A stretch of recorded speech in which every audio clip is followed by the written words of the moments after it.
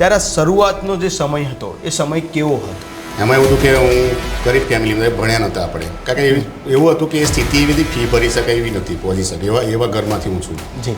હું ત્યારે મોબાઈલ બી વેચતો હતો ગામમાં, એટલે એવો ધંધો કરીને મેં 60,000 એક નોર્મલ કેમેરો લીધો. તો ફોટોગ્રાફી ફિલ્ડ જ કેમ નક્કી કરી? એટલે એવો શોખ હતો એક મને ફોટો પડાવવાનો શોખ હતો ને પાડવાનો બી હતો. કે ભાઈ કાદેવ વાળું હોય, વરઘોડા ચાલતા હોય અને કાદેવમાં બી અમે વાયરો લપેટીને લાઇટ રેડી કરીને આપતા હતા. તો ફોટોગ્રાફરની પાછળની BTS એની સ્ટ્રગલ કેટલી હોય? ગ્લેમર કેવું છે, અત્યારે ગ્લેમરની દુનિયા છે, દેખાવની દુનિયા, કે દેખાવ કરવો જ પડે. સૌથી મોટો ટર્નિંગ પોઈન્ટ કયો રહ્યો દિલીપ બારોટ માટે? પેલું તો કેમેરો અમે બેગમાં લઈને જતા હતા અને કામ કરતા હતા, થતું તો હવે તો હિસાબથી મોબાઈલ ઓપન કર્યો અને સીધો ફોટો ક્લિક કરી લીધો. દિલીપ બારોટે એવું વિચારેલું નાનપણમાંથી કે ગમે ત્યારે કે લોકો મને એક ઇન્સ્પિરેશન મેન તરીકે જોશે?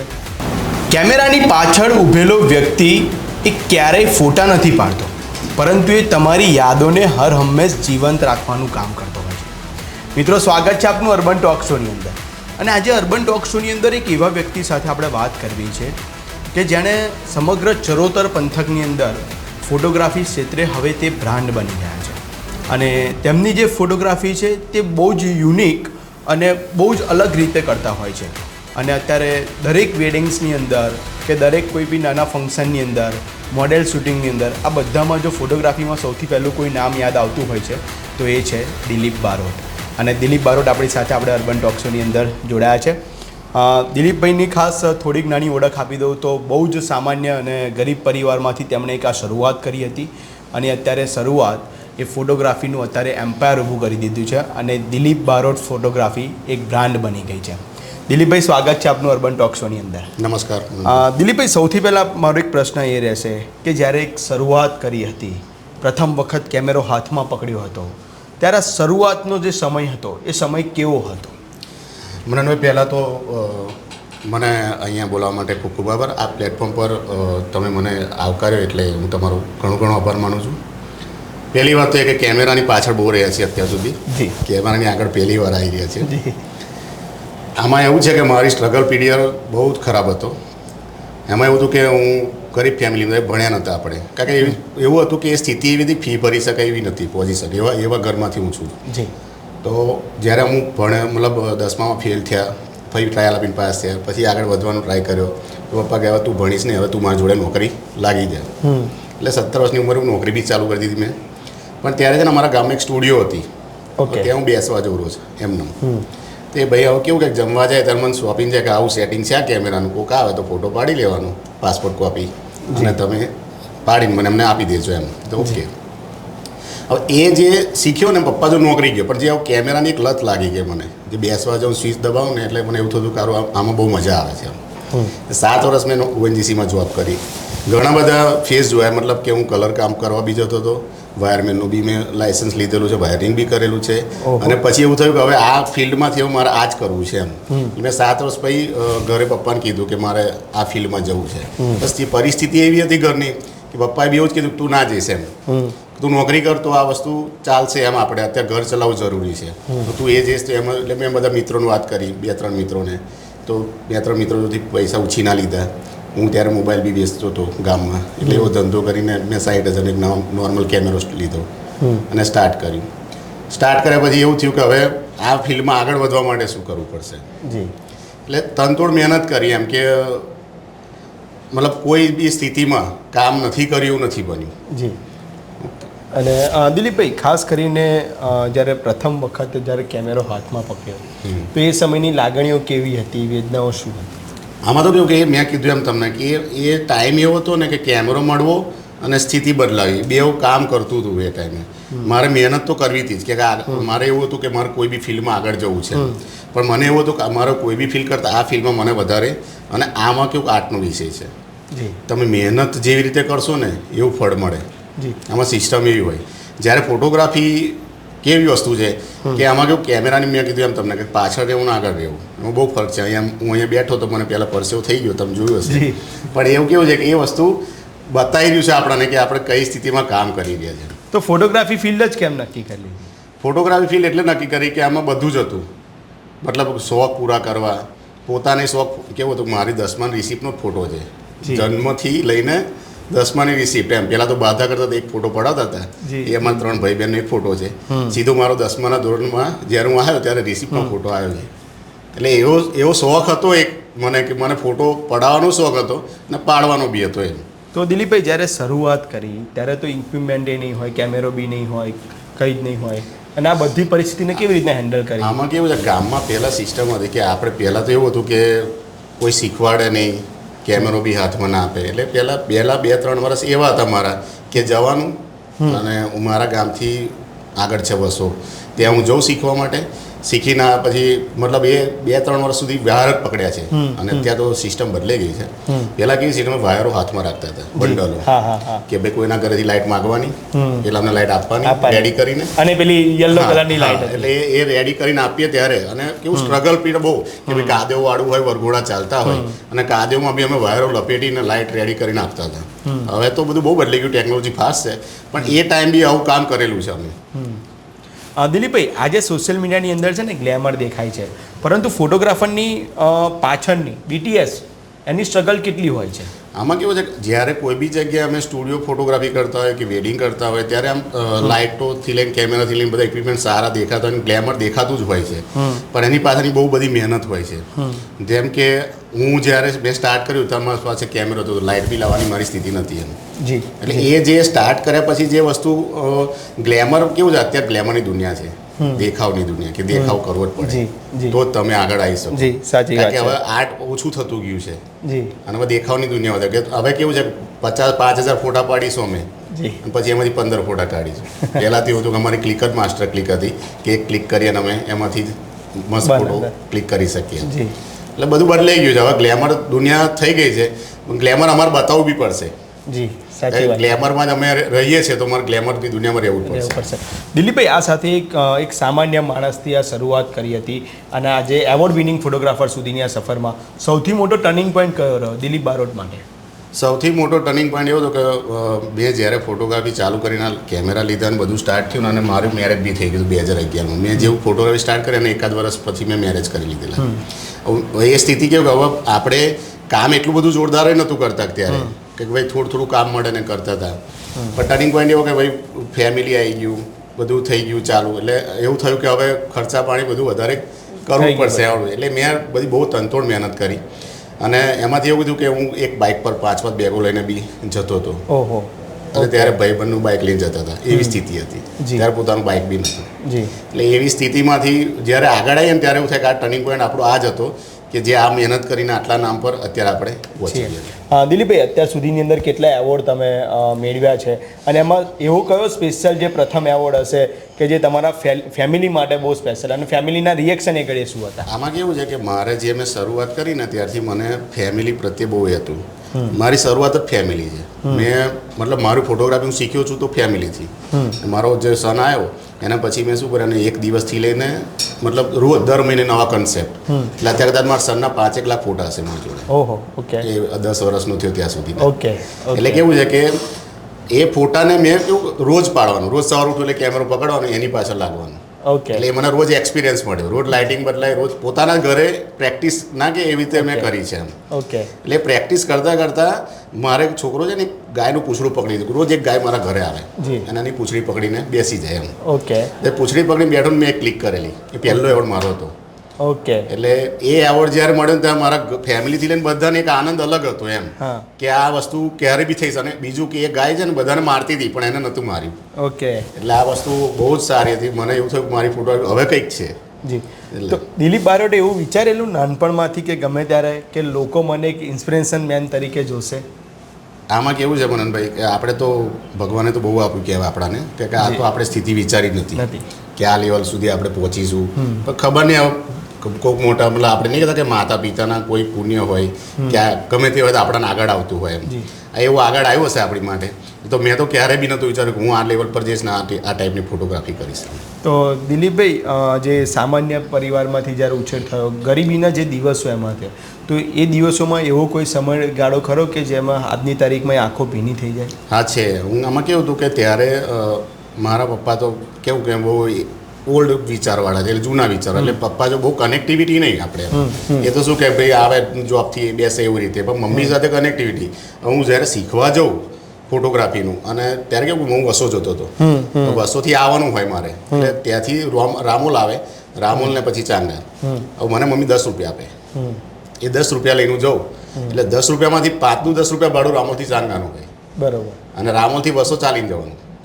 ઓહો, ડેલી રાત્રે 1 વાગે આવું ફંક્શન પતાવીને, કે પછી દિવસે હોય ગમે તે ટાઈમે હું એટલું 5 કિલોમીટર રોજ ચાલીને જતો હતો. 3 વર્ષ સુધી હું ચાલ્યો છું એ વસ્તુ. એ મને સ્ટ્રગલ પીરિયડ મારો એમ. ઓકે દિલીપભાઈ, ફેમિલીનો સપોર્ટ આખી સફરમાં કેટલો રહ્યો? ફેમિલી તો કેવું છે કે જો તમને કોઈ બી બિઝનેસ હોય ને તો ફેમિલીનો સપોર્ટ ના હોય ને તમારી જોડે તો તમે આગળ વધી જ ના શકો. આ નિયમ છે. બીજું આમાં કેવું છે, અત્યારે તમારે મતલબ તમારે એક સારી બ્રાન્ડ કે નામ બનાવવા માટે ફેમિલી સપોર્ટ હોય તો જ તમે બની શકો. આમાં કીધું કે નહીં તો ફેમિલી જોડે હું સાચવીશું તો આ વસ્તુ નહીં થઈ શકે, કે મહેનત બે અલગ છે, આખી વસ્તુ અલગ પડી જાય છે. બીજું કે મારી ફેમિલીમાં એવું છે, ફોટોગ્રાફી પ્રત્યેનું બહુ જ માન છે. ઓકે, બહુ જ એટલે બહુ જ, કે મારા ફેમિલીમાં કોઈ હતું નહીં અને મેં આ રીતે નામ બનાવ્યું. તો અત્યારે એવું છે કે તમે કદાચ મારા નામે મારા ઘરે જાઓ ને એવું કહો દિલીપભાઈ આ લાઇટ મંગાવીને હું ફોટોગ્રાફર છું, તો તમને લાઇટ આપી દે. બરોબર, એટલું મારા ફેમિલી આ ફોટોગ્રાફીનું માને છે. ઓકે, તો દિલીપભાઈ આખી સફરમાં કોઈને ગુરુ માનો છો? ગુરુ ઘણા બધાને માને છે, એવું નથી કે એક ગુરુ, આપણે એક જ ગુરુ હોય, પણ કેવું બધા ગુરુ આપણે શીખ્યા છે ને તો બધા 10 લોકોથી શીખવાનું મળ્યું હોય. હા, આજે કેવું અહીંયા બેઠો છું ને તો મને પહેલી વાર પ્રોડકાસ્ટ થઈ રહ્યું છે, મને તમારાથી શીખવા મળે છે. તો આ એ ગુરુ દરેક જગ્યાએ અલગ અલગ હોય. એક ગુરુમાં માનેલા છે અને એમનું કામ બી એટલું સરસ છે. પણ અત્યારે યુએસ છે અને મામા કહેતો, હું એમને મામા કહેતો હતો. એટલે એ કેવું હતું, વસો રહેતા હતા. હવે વસો હું જ્યારે ટેકનિકલ કરતો હતો સ્કૂલમાં, અને એ ત્યારે ટીચર હતા. એક વખત એમણે એવું કીધું કે ફોટોગ્રાફીનું કંઈક અમને ઓર્ડર હશે ને એમને જવાયું નહીં, એટલે મેં તો હું જાઉં, મેં એવું પૂછ્યું ક્લાસમાં. ઓકે, તો કે જા, એમણે સેટિંગ કરી આપે, મને કે પાડીને આવતો રહેજે.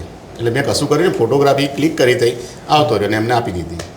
હવે વસ્તુ કેવું થયું કે એમને ફોટા જોયા ને જ્યારે તો નેગેટિવ જમાનો હતો, એટલે ફોટા જોયા એટલે એમને લોકો આ છોકરાને કશું ટેલેન્ટ છે, સારું છે, એમ કામ સારું કરે છે. એટલે એમને પછી મને એવું કીધું કે તું હવે મારા જોડે આવજે એમ ફંક્શનમાં એમાં. એટલે પછી મેં એથી સ્ટાર્ટ કર્યું.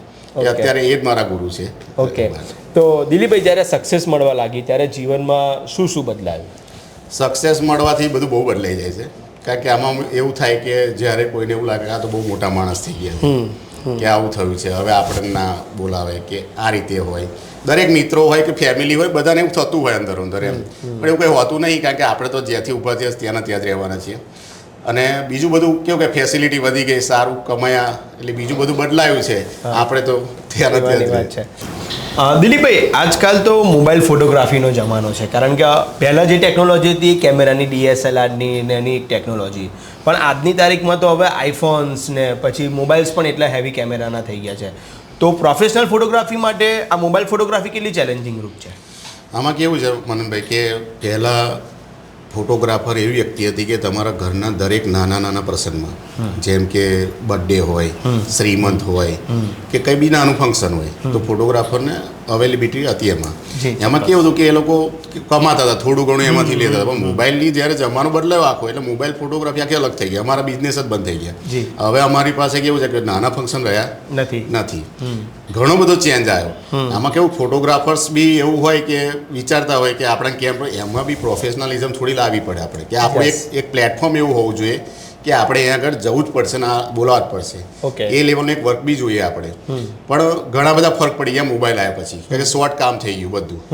પેલું તો કેમેરો અમે બેગમાં લઈને જતા હતા અને કામ કરતા હતા, થતું તો હવે તો ખિસ્સામાંથી મોબાઈલ ઓપન કર્યો અને સીધો ફોટો ક્લિક કરી લીધો. અને અત્યારે કોઈને ક્વોલિટી સાથે મતલબ રહ્યો નહીં. કે પહેલાં એવું હતું કે ભાઈ મારો મોટો ફોટો કરાવવો પડશે, એનલાર્જ કરવો પડશે, એટલે બધા લેતા હતા એમ ફોટોગ્રાફીમાં એ કરાવતા હતા. હવે તો મોબાઈલમાં છે, સ્ટોરેજ રહેશે 5 વર્ષ સુધી રહેશે, 10 વર્ષ સુધી રહેશે. ફોટો જોવો છે ત્યાં ખોલીને જોઈ લેવાનો. તો આ ચેક કેટલું ચેલેન્જિંગ રહે? ચેલેન્જિંગ એટલે બહુ જ ફરક પડ્યો છે. અને ફોટોગ્રાફર્સ માટે તો બહુ જ ચેલેન્જિંગ કામ છે અત્યારે, કે તમે જે પ્રોફેશનલ લેવલ પર કામ નહીં કરો ને તો તમારું કામ 2-5 વર્ષમાં બંધ થઈ જશે. તો આજના યંગસ્ટર્સ પણ આ ફોટોગ્રાફી ફિલ્ડમાં આવવા માગે છે, તો દિલીપ બારોટ એમને શું એડવાઇસ આપશે? યંગસ્ટરને આવવા માટે તો કંઈ એવું છે જ નહીં, ફોટોગ્રાફી લાઈન બહુ સારી જ છે. યસ, પણ હું એટલું કહું છું કે તમે કોઈ સારા એક્સપિરિયન્સ કે કોઈ સારી ઇન્સ્ટિટ્યૂટ કે કોઈને જ્ઞાન કે નોલેજ લઈને એમાં આવશો તો વધારે સારું છે. કારણ કે આમાં કેવું છે કે તમે જ્યારે જાણ્યા વગર કોઈ બી બિઝનેસમાં આવી જશો ને તો તમને ટફ પડશે. ફોટોગ્રાફી લાઈન બહુ સારી છે, તમે બધા અંદર કામ કરી જ શકો છો અને સારું કરી શકો. તો સારો અને મોંઘો કેમેરો ખરીદી લેવાથી ફોટોગ્રાફર બની શકાય છે કે પછી એની અંદર ક્રિએટિવિટી અને પેશન્સ પણ જરૂરી છે? આમાં કેવું છે મને જ્યારે મેં કેમેરો લીધો ત્યારે એવું તો કંઈ હતું નહીં કે સારો જ કેમેરો લેવો પડશે. યસ. પણ મારી મહેનત હતી ને મને કોઈક આર્ટ પર રસ હતો એમ કે આમાં કેવું ક્રિએટિવિટી કઈથી આવશે, તો તમારામાં હોવી જોઈએ તો આવશે. યસ. ક્રિએટિવ તમે કેમનું બસ કોઈ બી વસ્તુ પડી જાય એને મારે કયા એંગલથી શૂટ કરવું એ મારે જોવાનું. ઓકે. કે ખરાબ વસ્તુ છે એને ક્રિએટિવ કેમ નહીં બનાવી એ મારે વિચારવાનું. બીજું અત્યારનું કેવું જમાનું થઈ ગયું છે કે લોકો કોઈ બી ફોટોગ્રાફર કે કોઈ બી વ્યક્તિ હવે કેવું અમારે લાઇટ બી લઈ જતા નથી. હવે એક નાની બેગ લઈએ છીએ, યસ, એક કેમેરો લઈએ છીએ અને એમાં ફોટોગ્રાફી કરવા જઈએ છીએ. પછી આપણે કંઈક આમાં કેવું એક મહારાજ છે મને મેરેજમાં મળ્યા હતા તો એમણે મને એક એક્ઝામ્પલ આપ્યું હતું કે મેં કીધું મહારાજ બહુ સરસ મૂર્તિઓ લઈને આવ્યા છો તમે એમ, પેલા તાંબાની ને પિત્તળની મૂર્તિ હોય બધી સરસ ગોઠવેલી અમને પૂજામાં અને સરસ મૂકેલું એમ. તો મેં એમને એવું કીધું કે મહારાજ આ સરસ કામ તમારું બહુ સરસ કામ છે, સરસ મૂર્તિઓ લઈને આવ્યા તમે એમ. તો એમણે એવું કીધું કે ભાઈ સોપારી મૂકીશું ને તો સોપારી જેટલું જ આવશે અને મૂર્તિ મૂકીશું તો મૂર્તિ જેટલું જ આપણને આપશે દક્ષિણા. રાઈટ. એટલે કઈ બી વસ્તુ એવી છે કે તમે જે પ્રમાણનું કામ કરશો ને એ પ્રમાણના તમને રૂપિયા કે મતલબ પેમેન્ટ જે હોય મળશે. સાચી વાત છે. દિલીપભાઈ ખાસ એ પણ પૂછી માગીશ કે વેડિંગ ફોટોગ્રાફીની અંદર ફોટોગ્રાફર માટે સૌથી ચેલેન્જિંગ પાર્ટ કયો હોય છે? આમાં કેવું વનનભાઈ ગયા વર્ષે કદાચ 3 માર્ચ તમે યાદ હશે બહુ વરસાદ પડ્યો હતો. હા. એટલે એવું ઓચિંતો વરસાદ કહેવાય કે જે આવવાનો જ નથી એમ. હવે હું બહાર હતો એક પાર્ટી પ્લોટમાં ફંક્શનમાં હતો, તો તે એટલો વરસાદ પડ્યો કે મતલબ ચોરી બોરી બધું ભીનું થઈ ગયું, પલળી ગયું અને કન્ટિન્યુ વરસાદ પડ્યો 3 કલાક સુધી. એટલે કામ તો કરવું બહુ મુશ્કેલ હતું. પણ તો બી અમે છોકરો રડે, છોકરી રડે, એના પપ્પા બધા ઉદાસ થઈ ગયેલા કે હવે સારું અમારું ફંક્શન છે, કોઈ બી ને આટલું મોટું ફંક્શન હોય તો એવું થાય કે આ કેમ આવું એમ. તો એ ટાઈમે અમે કેવું વિચારીએ કે આપણે ક્યારે કોઈને ખુશ કરી શકીએ કે ચેલેન્જિંગ વર્ક કહેવાય કે ભાઈ વરસાદમાં કામ કરવું, કોઈ જગ્યાએ આવું થઈ રહ્યું છે ને તમે એમને જઈને કેમ ના બોલી શકો ફોટો પડાવું મારે એમ. પણ મેં છોકરીને એકવાર એક રિક્વેસ્ટ કરી તમે જો ફ્રી બેઠા છો ને તમે મારી જોડે ચાલો આપણે થોડી ફોટોગ્રાફી કરીએ એમ. પછી મેં ફોટોગ્રાફી સ્ટાર્ટ કરી, પછી છોકરાને બી બોલાયો, પછી બધાને થોડું વાતાવરણ ચેન્જ કરી લીધું મેં. એટલે વરસાદમાં અમે બગડ્યું હતું તો ખરું જ અમારું, પણ અમે એને ચેન્જ આપી દીધું. એટલે ચેલેન્જ વર્ક કેવું કે આ બધું કરીએ ત્યારે આપણને એવું થાય કે ના બહુ સારું કામ કર્યું છે. રાઈટ. ઓકે. દિલીપભાઈ ખાસ કરીને જ્યારે છોકરા છોકરી વેડિંગ ફોટોગ્રાફીનું સિલેક્શન કરતા હોય છે, ઘણા બધા ફોટોસ ને રીલ્સ પણ તમે શૂટ કરતા હો છો, પણ ઘણી વખત તમને એવું કહેતા હોય છે કે ના આ નહીં ચાલે, આ નહીં ચાલે, આ નહીં ચાલે. તો આ બધી સામે જે કોઈ કસ્ટમર આ રીતનું જે એક્સપિરિયન્સ કરતું હોય છે તો તમે એને કેવી રીતે હેન્ડલ કરતા હો છો દિલીપભાઈ? આમાં કેવું છે કે આજે અમે જ્યારે ફોટોગ્રાફી કરવા જઈએ અત્યારે તો હું કદાચ દરેક વેડિંગમાં 4,000 ફોટા પડતા હોય. ઓકે. અમારું આલ્બમનું સિલેક્શન કેવું હોય કે 200-300 ફોટાનું. 5,000 ફોટામાંથી 300 ફોટા સિલેક્ટ કરવા ને એ બહુ ટફ છે એમ. એટલે મને કોઈ ક્લાયન્ટ કહે કે તમે કરો તારું એવું જ કહો કે તમારા રિલેશનવાળા છે ને અને તમે જો જેટલું કરશો એટલું વધારે સારું આવશે એમ કે ભાઈ તમને ખબર પડશે કે અમારે આ ફોટો લેવો જ છે કે નથી લેવો કે શું કરવું છે એમ. એટલે કરે છે. પાછું બીજું એક એમાં વિષય એવો છે મનનભાઈ કે અત્યારે તમે જોતા છો 1 વર્ષ થયું એવું કહે છે કે ફોટોગ્રાફર ફોટા નથી આપ્યા. એવા વિષય બહુ છે એમ. એટલે મને એવું થાય અમુક ટાઈમ કે એ વસ્તુ વિશેની ચર્ચા કરવી જોઈએ. તો આજે આપણે આ પ્લેટફોર્મ પર બેઠા છીએ તો હું એક ચર્ચા કરું છું ખાલી કે તમારું મેરેજ થઈ ગયું, તો અમે ફોટોગ્રાફી તમને હાર્ડ ડ્રાઈવમાં આપી દીધી. હાર્ડ ડ્રાઈવમાં આપ્યા પછી અમારી જવાબદારી પૂરી. મેં તો તમને ફોટોગ્રાફી અને વિડીયો સોફ્ટ કોપી આપી દીધી છે. હવે અમે અંદર લખ્યું છે, મારા ટર્મ્સ છે, મારું ફોર્મ છે, એમાં ટર્મ્સ છે, એમાં લખેલું છે કે તમે વિધિન 1 મહિનામાં મને ફોટોને સિલેક્શન કરીને આપશો તો હું તમને આલ્બમ તરત બની આપીશ. હવે તમે શું કરે છે એ લોકો ફરવામાં બિઝી થઈ જાય, બહારથી આવ્યા હોય એટલે ફરવામાં બિઝી થઈ જાય. એટલે બિઝી થયા પછી શું કરે મહિનો એમની જો ટાઈમ હોય, હવે ફરીને આવ્યા એટલે તેમનો ટાઈમ પૂરો થઈ ગયો એટલે એ લોકો જતા રહી હશે. હવે ત્યાં ગયા પછી એ લોકો જો ટાઈમ રહેવાનો નથી. હવે અમારી બીજી સિઝન આવે ત્યારે એ લોકો અમને સિલેક્શન મોકલે. પછી એવું કે ફોટોગ્રાફર આલ્બમ આપતા નથી, ફોટોગ્રાફર ફોટા નથી આપતા. તો તમે એક ટાઈમ વિચારો કે તમારો ટાઈમ છે તો અમારો બી એક ટાઈમ છે ને. અમે બી એક સિઝનમાં કામ કરીએ છીએ તો અમારી સિઝન ચાલતી હોય ત્યારે અમે બિઝી હોઈએ. હવે તમે એક ટાઈમે તમે ગઈ સાલનું કામ મોકલશો, તમે આ સાલનું કામ કરીશું કે ગયા વર્ષનું કરીશું. એટલે આ બધા બહુ જ થઈ રહ્યું છે આ. ઓકે. દિલીપભાઈ ખાસ એ પણ પૂછવા માગીશ કે અત્યારે દિલીપ બારોટ એક બ્રાન્ડ નામ બની ગયું છે, પરંતુ દિલીપ બારોટનો સિમ્પલ ફેસ આજે પણ એ જ છે કે કેમ? કદાચ મનનભાઈ તમને બી ખ્યાલ હશે આપણે કેટલા વર્ષથી મળ્યા છે? હા, આપણે ખાસા વર્ષથી તો તમને મારામાં કઈ ચેન્જ લાગ્યો છે એવું? કોઈ દિવસ નહીં, never. બસ તો કેમ કે મારે ચેન્જ થવાની જરૂર નથી. હા, મને કેટલા લોકો કહે છે એવું કે હજુ તમે પહેલાં જે હતા ને એવા ને એવા જ છો હજી. ઓકે. તો કેમ કે મને સિમ્પલ ગમે એમ કે ભાઈ હું સિમ્પલ માણસ રહેવા માંગુ છું. મને કોઈ એવું કંઈ એવું નથી કે હું આવું કરીશ કે આ રીતે રહીશ કે આ જ જોઈશે. એટલે એ ચાલી રહ્યું છે અને આપણે એવા જ રહીશું કાયમ. તો દિલીપભાઈ, સક્સેસ લાઈફ થઈ ગઈ, હવે એક બ્રાન્ડ નામ પણ બની ગયું છે, તો પછી સક્સેસ લાઈફની સામે એટીટ્યૂડ વધી ન જાય, ઘમંડ ન આવી જાય, એના માટે શું કર્યું છે દિલીપ બારોટે? ઘમંડની તો વાત જ નથી, કારણ કે ઘમંડ આવે ને તો તમારું બિઝનેસથી લઈને બધું બગડે. આમાં એવું હોય એટલે હું એવું વિચારું ઘમંડ ના કરવો જોઈએ એમ આપણે. રાઈટ. બીજું કે હું ઘમંડ કેમ નથી કરતો કે મને મારા જૂના દિવસો બહુ યાદ રહે છે કે મેં જે 5 વર્ષ સુધી જે સ્ટ્રગલ કરી છે, બાઇક પર ગયો છું વરસાદમાં, એ બધું બહુ યાદ રહે છે. એટલે મને જૂના દિવસો હું ક્યારેય ભૂલતો નથી. અને અત્યારે બી મારા ઘરે એવું જ છે, મને ટેવું છે કે હું ઘરે જાઉં ને તો મને એવું કહું મમ્મી રોટલો દૂધ આપજે એમ. એટલે એવું ખાવાનું જ ગમે છે. રાઈટ. ઓકે. એટલે એટલું સિમ્પલ રહેવું જ ગમે છે. ઓકે. તો દિલીપ બારોટને અત્યારે કદાચ ફરી એવું કે ઝીરોથી તમારે શરૂઆત કરવાની છે, આમાં કેવું છે કે નહીં કહેતા કે બધા બહુ જણના ઉદાહરણ છે 50 વર્ષે બિઝનેસ સ્ટાર્ટ કર્યો અને પાછળ સક્સેસ થયા. તો એમાં એવું છે કે તમે જે ફિલ્ડમાં છો ને એ ફિલ્ડ તમને એટલી બધી ખબર હોવી જોઈએ, એટલી વહાલી કે એટલા એના પ્રત્યે તમને એટલો પ્રેમ હોવો જોઈએ કે તમે ગમે તે થશે ને દુનિયામાં હું આગળ આનાથી આવી જશે. એટલે મને એટલો કોન્ફિડન્સ છે કે હું ફોટોગ્રાફી જ્યારે બી હું કેમેરો પકડીશ ને તો મને એવું થશે કે બસ હું હજુ એ જ છું અને એ જ વારામાં રહીશ. તો તમારી લાઈફની સૌથી મોટી શીખ શું છે? મારા લાઈફની સૌથી મોટી શીખ તો એવું છે કે ક્યારે બી તમારે ગમે તેટલું તમે મતલબ એક સ્ટેજ પર આવી જાઓ તો ક્યારે બી તમારે ઘમંડ ના કરવું જોઈએ. રાઈટ. ઓકે. છેલ્લે એક પ્રશ્ન પૂછવા માગીશ કે આજના યુવાનો જે સ્ટ્રગલ કરી રહ્યા છે, ખાસ કરીને બિઝનેસ લઈને કે કોઈ કન્ફ્યુઝન, તો આજના યુવાનોને દિલીપ બારોટ શું સંદેશ આપવા માગે છે? કારણ કે તમે પણ એક સ્ટ્રગલ લાઈફમાંથી પસાર થયા છો. તો જો ફોટોગ્રાફી ફિલ્ડની વાત કરું ને તો અત્યારનો ફેસ બહુ અલગ છે મનનભાઈ. કેવું છે, પહેલાં એવું હતું કે અમને કે ફોટોગ્રાફી અમને કમાવાનું મળતું હતું કે મેં કીધું એમ બધા બહુ ઓપ્શન હતા અમારી પાસે. હવે એવા ઓપ્શન છે નહીં. અને હવે અત્યારે કેવું થઈ ગયું છે કે કોલોબ્રેશનનો જમાનો. હવે જો હું અત્યારે તમને એક સાચી વાત કહું છું, બહુ સરળ અને સાચી વાત છે. કેવી કે અમારો બિઝનેસ છે લેડીઝનો કે ગર્લ્સનો, બરાબર છે. અમે જોડેલા છીએ એમની સાથે કે ભાઈ કોઈ બી ફંક્શન હોયથી લઈને એમને ફોટોગ્રાફીનું એક શોખ હોય. હવે મેકઅપનું કહીએ તો મેકઅપ આર્ટિસ્ટને બધા શું કરશે કે ગર્લ્સ જ આવશે અને આ ફોટોગ્રાફરે શું કર્યું છે? કોલોબ્રેશન. ઓકે. એટલે એમની સાથે કોલોબ્રેશન કરવાનું ચાલુ કરી દીધું. હવે તમે કપડાં વેચે એની સાથે કોલોબ્રેશન કરશો, મેકઅપ વાળા જોડે કોલોબ્રેશન કરશો, તમે કમાશો ક્યાં?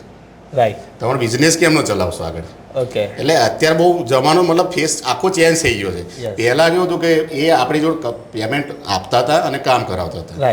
હવે તો કોલોબ્રેશનના લાલચમાં બધા યુવાનો બહુ અલગ વે પર જઈ રહ્યા છે. તો હું એવું કહું કે તમે તમારું ઇક્વિપમેન્ટ, તમારી મહેનત અને એટલું તો રૂપિયા લો. બિલકુલ કોલોબ્રેશન ના કરશો એમ. થોડાક રૂપિયા લઈને કામ કરો. તમારે નામ બનાવવું છે, બ્રાન્ડ બનાવવી, વસ્તુ બરાબર છે, પણ થોડોક ચાર્જ લો, તમને બી પોસાય અને બીજાને બી ચાલી રહે. ઓકે. તો દિલીપભાઈ, મારે એ પણ પૂછવા માંગુ છું કે અત્યાર સુધી આટલી બધી ફોટોગ્રાફી કરી વેડિંગની, તો સૌથી વધારે હાર્ડ ફોટોગ્રાફી કોની હોય, બ્રાઇડની કે ગ્રૂમની? આમાં કેવું હોય, મને બ્રાઇડના તો બધા બહુ પિક્ચર, છોકરીને એવું હોય ને વેડિંગ એટલે આખો વિષય આખો અલગ છે. એના માટે તો દુનિયામાં એનાથી વિશેષ કશું નથી. જ્યારે લગ્નમાં હોય ત્યારે કશું નથી. એટલે એ તો એટલી ખુશ હશે અને એટલું બધું સરસ ઘરેણાં પહેર્યા છે અને આઉટફિટ પહેર્યો છે, તો એ સારી દેખાવાની, એના ફોટા પાડવામાં એનો રસ છે. તો જ્યારે અમે બી જઈએ ને ત્યારે અમને એવું જ કહેતા કે આપણને કશું આવડતું નથી. છોકરાઓ એવું જ કહે દિલીપભાઈ મને કોઈ રસ નથી, આવડતું નથી, એટલે તમે મને ફોટો તમારી રીતે પાડજો એમ. અને એમાં એવું બી થાય છે, છોકરીને અમે 2 કલાક શૂટ કરીએ, 200-300 ફોટા લઈ લઈએ, અને છોકરાની જ્યારે વારી આવે ને ત્યારે 5 ફોટામાં પતી જાય. ચલો આમ ઉભારો. એટલે ટફ પીરિયડ આ છે કે ગ્રુપના ફોટા એટલે બહુ ઓછા લોકોના હોય. અને અમુક તો એવું હોય છે કે હવે બહુ ચેન્જ થઈ ગયું. પહેલાં તો ટાઈમ આપતા હતા કે ફોટોગ્રાફી કરાવતા હતા. અત્યારે તો 2-5 ફોટા પડી ગયા, ઓકે છે, ડન છે. તો મારે એ પણ ખાસ પૂછવું છે કે આ BTS જ છે, ખાસ કરીને જ્યારે હવે પ્રી વેડિંગ ને આ બધું પણ સિઝન અત્યારે બહુ ટ્રેન્ડમાં ચાલી રહી છે, તો આ બધાની પાછળ જ્યારે બ્રાઇડને ગ્રૂમને જે એક્શનો કરાવવાની થાય છે તો એની અંદર ફોટોગ્રાફર કેટલા પરેશાન થતા હોય છે? આમાં કેવું છે, મેં ના કીધું તમે જેટલી સ્ટ્રગલ કરશો ને એટલે તમારું આગળ આવશે. મને કેવું હતું જ્યારે હું કામ શીખ્યો, અમે એક્સપોઝર કહેવાય એટલે બીજાનામાં કામ કરવા જઈએ, હાયર કરે આપણાને. એટલે એવું હોય એટલે મને જે હાયર કરતા જ્યારે હું સ્ટાર્ટિંગ પીરિયડ ચાલુ કર્યું ત્યારે તો એમાં એવું હતું કે એ હાયર કરે ને તે મને ચેલેન્જ કેવી હોય કે એ લોકો એવું કે મારે 200 પોર્ટ્રેટ જોઈશે કપલના ને છોકરીના ને છોકરાને એમ. ઓકે. હવે રોજ 200 ફોટા પાડવાના અને રોજ એક્શન અલગ જોઈએ, કંઈક તો નવું જોઈએ. હવે એ જે મેં 2-3 વર્ષ કામ કર્યું ને એમાં મારી એક સ્કિલ વધી ગઈ એક્શનો કરાવવાની કે એવી. અને અત્યારે શું છે કે અત્યારનો જમાનો બદલાઈ ગયો. અત્યારે તો લોકો ફોન જ બતાવે છે કે તમે આ જોઈ લો અને એક્શન કરી લો એમ. પણ એ તમારી ક્રિએટિવિટી નહીં આવે. ક્રિએટિવિટી ક્યારે ઊભી થશે? તમે એમને કરાવશો તો એમને ખબર પડે. પેલું તો તમારે ફોટોગ્રાફરની તમારે એવું છે કે આ ભાઈને નથી આવડતું એટલે આપણને એક્શન બતાવી દે છે. ઓકે. એક છેલ્લો મારો પ્રશ્ન કે દિલીપ બારોટના નામ ઉપર, એમની બ્રાન્ડ ઉપર કોઈ ફિલ્મ બને તેનું ટાઇટલ શું આપશે? હવે આ તમે બહુ અઘરો સવાલ કર્યો છે મને.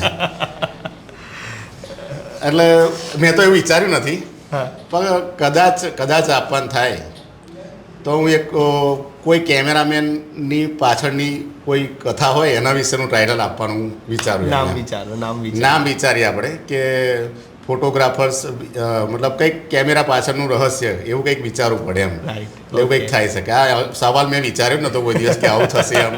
એટલે ખ્યાલ નથી પણ વિચારીશ. હવે વિચારીશ. મારામાં કેવું છે કે અમુક સવાલ છે ને એ અનએક્સપેક્ટેડ હોય, એવું જ હોય. અને બહુ સારો સવાલ કર્યો. મેં વિચાર્યું હતું કે આવું ફિલ્મ બને મારા વિશેની. એટલે તમે બહુ સરસ સવાલ કર્યો છે અને મને તો બહુ જ આનંદ થયો છે કે તમે આ વસ્તુ મને કહી. રાઈટ. ઓકે. તો આ હતા આપણી સાથે ચરોતર પંથકની અંદર જેમણે ખૂબ જ સ્ટ્રગલ કરી અને આજે તેમનું નામ છે તે બ્રાન્ડ લેવલ પર બનાવ્યું છે. એ છે દિલીપ બારોટ ફોટોગ્રાફી અને એના ઓનર હતા દિલીપ બારોટ. બસ આવા જ અનેક વ્યક્તિઓ સાથે આપણે સત્ય વાસ્તવિકતા આપણે તેમની સાથે જાણીશું, તેમના જીવનના મૂલ્યો પણ આપણે જાણીશું કે ખરેખર કોઈ માણસ સામાન્ય પરિવારમાંથી એક બ્રાન્ડ લેવલ સુધીનું નામ કરે છે, એની ખરેખર સ્ટ્રગલ લાઈફ શું હોય છે, લોકોને એની અંદરથી કયા પ્રકારનું ઇન્સ્પિરેશન મળે છે. આજના યુવાનો જે દિશાની અંદર અત્યારે ભટકી ગયા હોય છે અમુક બાબતમાં, ખાસ કરીને અત્યારના જે યુવાનો છે ઝેનઝી યુવાનો, એ ક્યાંક અત્યારે ગેમિંગ બાબતમાં પછી કોઈ વ્યસનની અંદર ચડી જતા હોય છે. પરંતુ મેં પહેલાં જ પણ આ વસ્તુ મેં પણ કીધેલી છે કે ક્યારેય કોઈ ધંધો છે તે નાનો નથી હોતો. બસ તમારે તમારા ધંધાને પ્રેમ કરવો પડશે અને તમારે તમારા ધંધાની પાછળ 3 વર્ષ એટલે કે 999 દિવસ તમારે તમારા બિઝનેસની પાછળ આપવા પડશે. ત્યારે તમે તમારા બિઝનેસની અંદર હર હંમેશ તમે આગળ આવશો. અને જો તમે 999 દિવસ તમારા બિઝનેસની અંદર આપી દીધા તો દુનિયાની કોઈ તાકાત નથી કે તમને બ્રાન્ડ બનતા રોકી શકે. બસ સતત અપડેટ માટે અર્બન ગુજરાત સાથે જોડાઈ રહેજો અને અર્બન ટોક શોને ફોલો કરતા રહેજો. ધન્યવાદ મિત્રો.